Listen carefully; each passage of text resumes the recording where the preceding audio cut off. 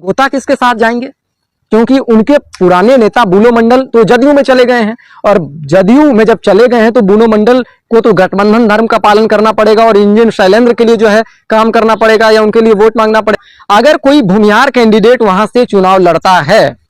और पिछड़े समुदाय का वोटर पहले की तरह आरजेडी के लिए लामबंद हो जाता है और भूमिहार का जो समीकरण है उसको बिगाड़ कर आरजेडी के प्रत्याशी अवनीश कुमार या जो भी वहां से प्रत्याशी चुनाव लड़ रहे हैं वो अगर 30-40% भूमिहार मतों को भी अपने साथ जोड़ लेता है तो फिर इंजीनियर शैलेंद्र के लिए मुश्किलें कम नहीं हो सकती है, बल्कि मुश्किल बढ़ ही सकती है। तो इंजीनियर शैलेंद्र ने वहां काम अच्छा किया है, रोड अच्छा बनाया है, जो लोक कल्याणकारी योजना है बिहपुर में बहुत अच्छे से लागू किया है, भूमिहार जाति के लोगों में उनकी पैठ है और अच्छी समझ है, और पिछले कुछ सालों में उन्होंने उनकी जो राजनीतिक परिपक्वता को मैं देख पा रहा हूं, दूसरी जातियों में भी उन्होंने पैठ बनाया है। अब जाति को लेकर उतना समाज में तनाव नहीं है, इसलिए पिछड़े समुदाय का वोटर भी भाजपा से जुड़ाव महसूस करता है। पहली बार ऐसा होगा पिछले 20-25 सालों में कि कोई कैंडिडेट दोनों भूमिहार जाति से ही आएंगे और उस विधानसभा क्षेत्र में जहां की अगड़े पिछड़े की एक भयानक लड़ाई होती है, कांटे का टक्कर होता है। नमस्कार, मैं दर्शन सुधाकर। बिहार में चुनाव का नोटिफिकेशन की घोषणा जैसे ही हुआ है, पूरी तरह से हर नेता, हर पार्टी और हर जो मतदाता है वो पूरी तरह से मुस्तैदी के साथ तैयार हो चुका है, क्योंकि ये लोकतंत्र का महापर्व है और बिहार लोकतंत्र की जननी है। तो जैसे ही ये चुनाव हुआ है, आज हम इस वीडियो में विश्लेषण करते हैं कि बिहपुर विधानसभा में किस तरह का इस बार सियासी मुकाबला हो सकता है, और बिहपुर विधानसभा में इस बार जो मुकाबला है वो काफी कुछ 2 दशकों की राजनीति के बाद अलग होने जा रहा है। ये पहला ऐसा मौका है जो हमारे विश्वस्त सूत्र बताते हैं और मीडिया में जो खबरें चल रही है, यहाँ से राजद जो है किसी भूमिहार कैंडिडेट को टिकट देने जा रही है। इसको समझने के लिए सबसे पहले, और ये भी आपको पता है कि यहाँ से जो भाजपा के वर्तमान विधायक हैं वो इंजीनियर शैलेंद्र, वो भी इसी जाति से आते हैं। अब बिहपुर विधानसभा के विश्लेषण को समझने से पहले हम ये जानते हैं कि यहाँ पर 3 प्रखंड है। वो 3 प्रखंड कौन है? पहला प्रखंड है खड़ीक प्रखंड, जहां की गंगोता वोटरों की संख्या ठीक ठाक है, यानी कि अच्छी स्थिति उनकी है। दूसरा जो प्रखंड है वो आ जाता है बिहपुर, और तीसरा प्रखंड है नारायणपुर। बिहपुर में भूमिहारों का वर्चस्व है, और फिर चलते हैं नारायणपुर, जहां की यादवों का एक तरीके से राज है, यानी राज कहने का मतलब है मतदाताओं की ठीक संख्या है। इस 3 प्रखंडों की समीकरण को जब तक नहीं समझेंगे तब तक बिहपुर विधानसभा के नब्ज को हम नहीं पकड़ पाएंगे। मैंने ऐसा क्यों कहा कि पिछले 2 दशकों और 20-25 सालों के बाद ऐसा चुनाव हो रहा है कि जो इससे पहले नहीं हुआ था। इससे पहले जब से हमने देखा है, समझा है राजनीतिक गलियारों में और सियासी जमीन को, जब से बिहपुर की मैं बात कर रहा हूं, तब से यहां पर जो चुनाव होते आए हैं वो बैकवर्ड और फॉरवर्ड के मुद्दे पर अधिकतर होते आए हैं। ये अक्सर मैंने देखा है। हालांकि कोई मतदाता किसी वोटर को यानी जो प्रत्याशी है उनको वोट दे देते हैं, लेकिन जो आत्मसम्मान और गरिमा की लड़ाई है, अक्सर मैंने देखा है कि एक जातीय अस्मिता से जोड़कर, और अक्सर जो है बैकवर्ड फॉरवर्ड की लड़ाई वहां पर देखा जाता है। ठीक अगले पिछले की जो है सीधी लड़ाई, यानी आगरा जो है वो भाजपा का वोटर, पिछड़ा जो है वो आरजेडी का वोटर, और बहुत आक्रामक चुनाव लड़ा जाता है। इस बार पिछले 20-25 सालों के इतिहास में ये चुनाव अलग क्यों हो रहा है? अब जो है राजनीतिक गलियारों में ये खबर चल रही है कि अवनीश या फिर कोई भूमिहार कैंडिडेट जो है वहां से टिकट पा सकते हैं। इसको इसलिए समझना जरूरी है कि अगर ऐसा होता है तो यहाँ पहली बार ऐसा होगा पिछले 20-25 सालों में कि कोई कैंडिडेट दोनों भूमिहार जाति से ही आएंगे और उस विधानसभा क्षेत्र में जहां की अगड़े पिछड़े की एक भयानक लड़ाई होती है, कांटे का टक्कर होता है, लगभग जो कह सकते हैं कि जीत का मार्जिन काफी कम होता है,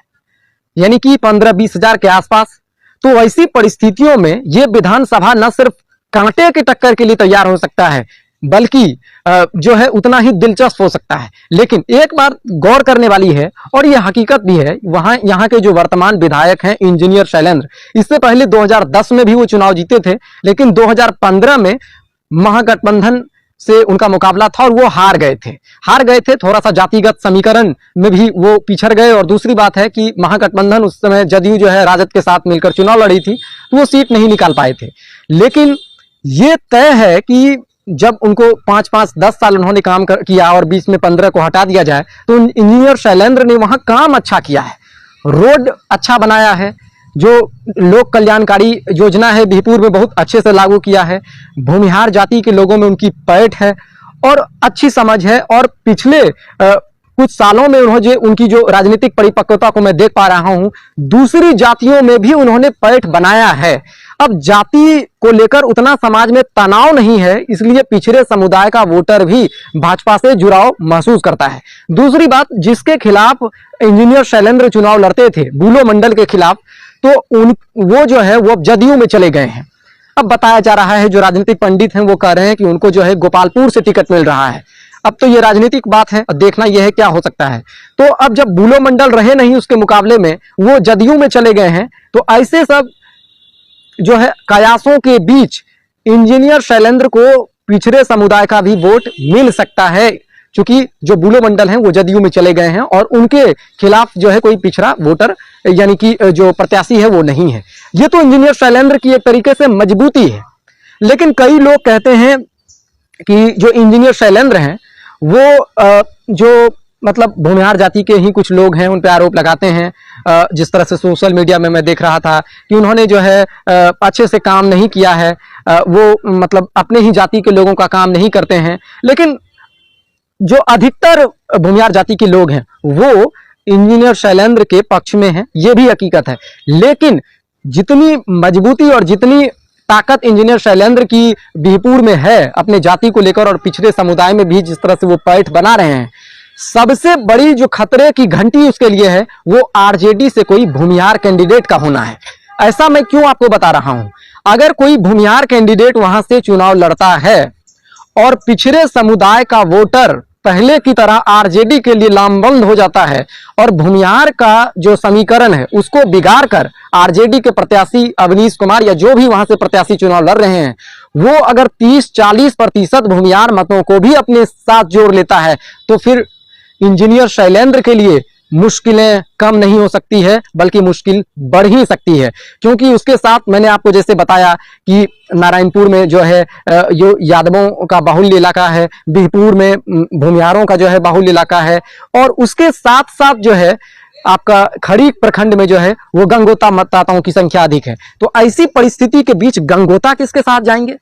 क्योंकि उनके पुराने नेता बूलो मंडल तो जदयू में चले गए हैं, और जदयू में जब चले गए हैं तो बूलो मंडल को तो गठबंधन धर्म का पालन करना पड़ेगा और इंजीनियर शैलेंद्र के लिए जो है काम करना पड़ेगा या उनके लिए वोट मांगना पड़ेगा। बीजेपी जो है टिकट जो है लगभग फाइनल कर ही चुकी है इंजीनियर शैलेंद्र की। तो इन सब के बीच जो है ये देखना दिलचस्प होगा कि गंगोता का जो वोट है वो किसके साथ जाता है, क्या वो पुराने पैटर्न पे एक बार फिर से आरजेडी के साथ जाएगी,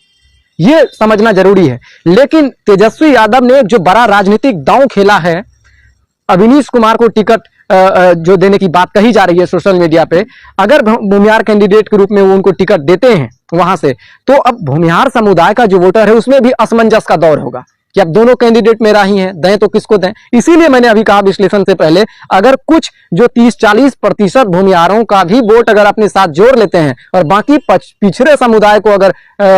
अवनीश मैनेज कर लेते हैं, तो फिर इंजीनियर शैलेंद्र के लिए ये सीट बचाना उतना मुश्किल नहीं होगा जितना लगता है। लेकिन बहरहाल जमीन पर इंजीनियर शैलेंद्र मजबूत हैं, उन्होंने काम भी किया है, शिक्षित उम्मीदवार हैं और बहुत अच्छे सुलझे हुए व्यक्ति भी हैं। तो देखना यह है कि ये चुनाव किस करवट बैठता है। बहरहाल हम कोशिश करेंगे कि इन दोनों प्रत्याशियों को अपने चैनल पर लाकर उनकी बात को जो है समझें, उनसे सवाल करें और चुनाव के लेकर उनकी रणनीतियों को जानें। लेकिन कुछ भी हो, ये चुनाव बहुत दिलचस्प होने जा रहा है और पहली बार जो है 20-25 सालों के इतिहास में ये चुनाव बहुत निर्णायक, रोचक और कांटे का टक्कर जैसा होने जा रहा है, इसमें कोई दो मत नहीं है।